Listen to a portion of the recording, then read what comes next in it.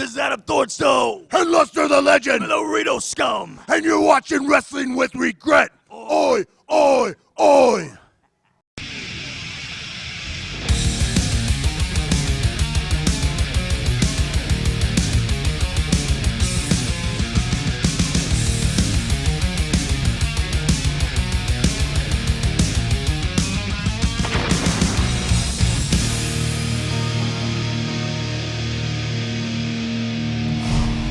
Hello everyone, and welcome to the final installment of Wrestling with Regrets Animation Month.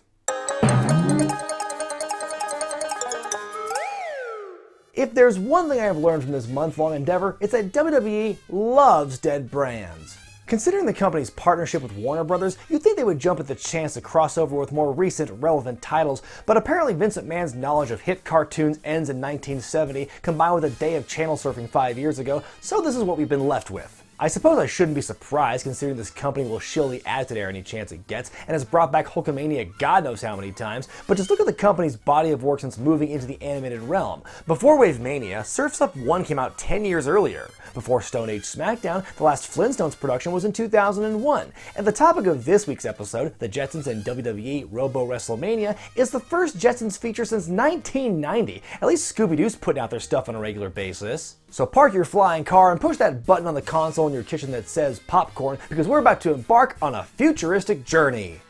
Starting in the present. Our story begins at a WWE event in Denver. Either it's already wrapped up and some wrestlers are just hanging back to sign autographs, or this is a very poorly attended show. Look at all those stars. The Usos, Alicia Fox, Seth Rollins, Roman Reigns. Boy, I wonder what kind of awesome dialogue they gave the big dog in this movie. I believe that. Believe that. And you can believe that. Nobody believes that. And you can believe that. Unbelievable.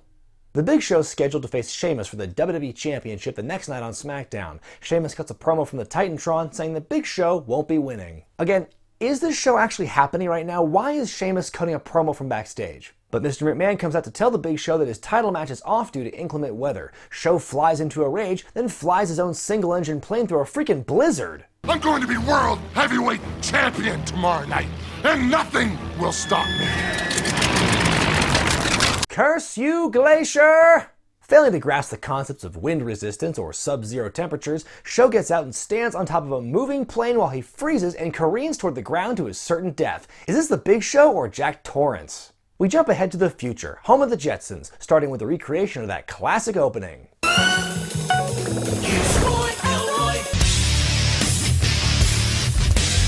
Family patriarch George starts his workday at Spacely Sprockets, where he seems to be hated by everybody, even the robots that don't feel feelings. That guy's a galactic goofball. More like a pain in the Plutoids. No room for mistakes, huh? Then how'd they make room for you on the project? George Jetson, this new project is doomed. George is chosen by Mr. Spacely to supervise a project that involves drilling at the surface of the Earth. When the drilling robots discover an obstruction in their path, George goes down to investigate and makes a big discovery. Ah! Captain Insano from the Waterboy movies lost all his hair! Instead of contacting the authorities or scientists, George just takes the frozen giant back to Spacely Sprockets to thaw him out himself. Am I in the future? Hiya, George! You know, I just would have told him he was suffering from a shock-induced hallucination. It turns out the big nasty bastard's been frozen for 100 years. He then meets the rest of the Jetson family, or is that beats? Then we see a pretty funny montage of Show getting accustomed to the future and all the technology therein. Just remember, I got my eye on you. Gotta get out of here. Whoa, Big Show probably hasn't been that scared since he was sent to OVW. The next day, Big Show's taken to Elroy's school for show and tell, where he discovers that WWE still exists in the future. That title belt is supposed to be mine! Reactor Rollins, you're going down! Really, dude? You've been frozen for 100 years, you've lost contact with all your friends and family back in your time, you're dropped into the middle of a futuristic world you can't even begin to comprehend, and you're still pissed off by that title match? Let it go! Show takes a taxi to the conveniently scheduled WWE event in town, only to discover that wrestling's changed a lot since he was around. Humans are no longer allowed to wrestle. Instead, the in-ring action of WWE is exclusively for robots. Sounds kinda like a discrimination lawsuit waiting to happen. I thought this was the WWE. Affirmation. World Robot Entertainment. The W is silent. Those bastards stole my gimmick! Well, now I know how Jim feels. Take a look at some of the robots in action here. There's a Roman Reigns bot, a Seth Rollins bot, bots for Dolph Ziggler, the Usos, Stardust, Alicia Fox. Even though it's supposed to be the year 2116, I guess the company decided to never update its roster the entire time. Nope, this last year was clearly the pinnacle. Big Show storms the ring and whomps the Seth bot to claim the championship belt. I am the champion! Actually, this battle was unsanctioned. Oh, so now unsanctioned matches don't count, Seth? Furious that robots have replaced humans in the world of sports entertainment, the Big Show suddenly wants to take over the world. Stealing the remote control from Mr. McMoon, descendant of the McMahons, Show manages to overtake Orbit City within minutes using the robots that he hates. Huh? All hail Big Show! Hail hard! Hail often! Jesus, another 15 degrees or so and the Roman bot will be doing a different kind of hailing. Can we talk more about this for a second though? Using this technology that he himself didn't even know existed 24 hours ago, this entire city was overtaken by the Big Show of all people. How boned is a society when all their gadgets are immediately thwarted by a guy who couldn't even crush Floyd Mayweather to death? If that's the case, how in the hell did the Jetsons survive traveling to the past to meet the Flintstones? Wouldn't they have died of exposure within minutes? The Jetsons flee for their lives as the sports entertainment bots pursue them. While being chased, Judy casually brings up the fact she learned about WWE in her 21st century history class, and I'm not sure which part of that sentence sounds more bizarre. Now, earlier in the film, our boy Elroy came up with a time travel equation for his science fair project. Again, not sure what you would need that for when you've already traveled through time. The family decides they need to go back to Big Show's time to recruit the one man who can possibly stop the giant. But which man? Boy, there are lots of options to choose from. Gosh, eeny, meeny, miny, mo. We are spoiled with riches here, folks. Oh, Sheamus. That's the one they need to get. So the gang travels back to Albuquerque, New Mexico in 2016, the time and place where Big Show was supposed to have his title match with Sheamus before his plane crash. Wait, wasn't that show canceled though? I must postpone tomorrow night's match on SmackDown. The Highway Patrol is closing down all roads. So Vince just canceled the title match, but not the show itself. So what became of Sheamus? We have a new contender for the WWE World Heavyweight Championship, Seth Rollins. So Vince canceled the Big Show's match even though the show was going to go on anyway, and literally everyone else on the card made it there? What the hell, Vince? No wonder Big Show's mad at you. Who wrote this crap? Not these guys again. Anyway, the family sneaks into the event by cosplaying as different WWE stars, except for George, who I guess grabbed the spare Tron costume just laying around.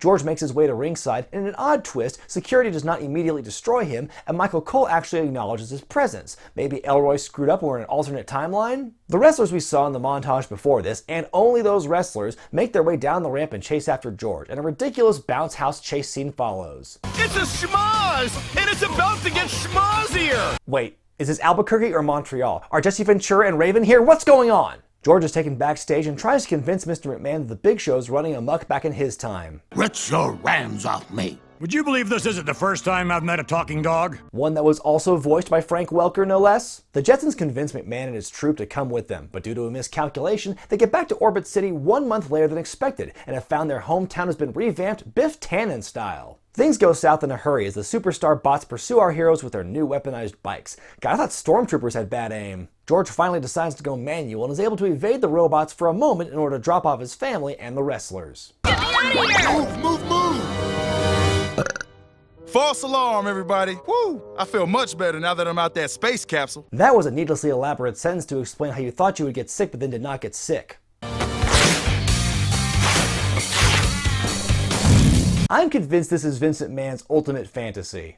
Sheamus makes it to the local TV station to call out the Big Show for a winner-take-all confrontation. While that's going on, George is apprehended by the robots and thrown in jail with the rest of the humans. He learns that Big Show is going to spring a trap on his family and tries to convince his fellow cellmates to help him stop the champion. And if we want to get back to doing nothing, today we have to do something!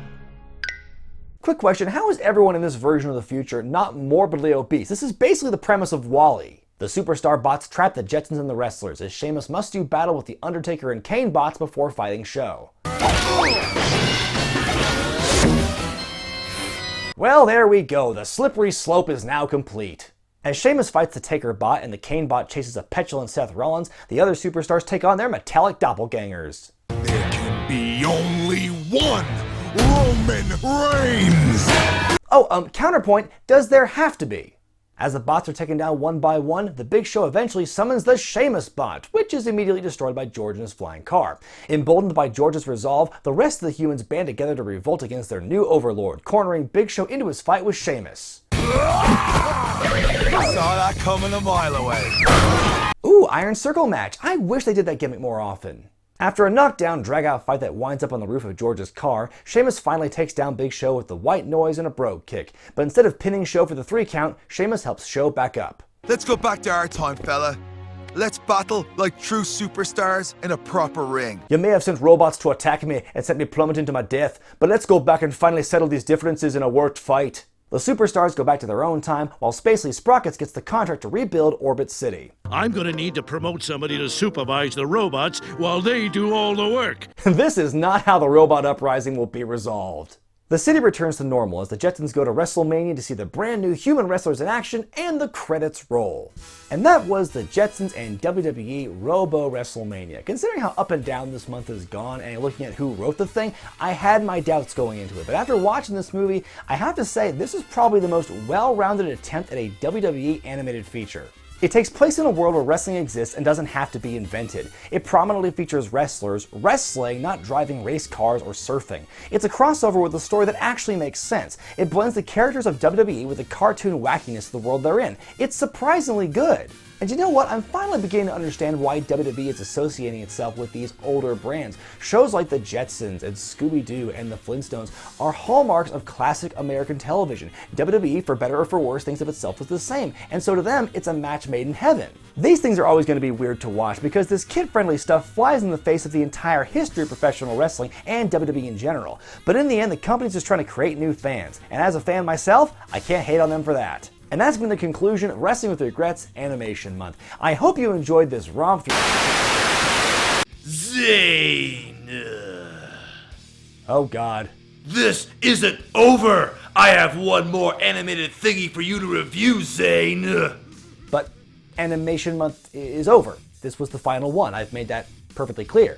It's Animation Month plus 1 week, so saith the King of Kings! It's that darn good! Go check your mailbox and see what I have in store for you. Okay. Your physical mailbox, you dummy!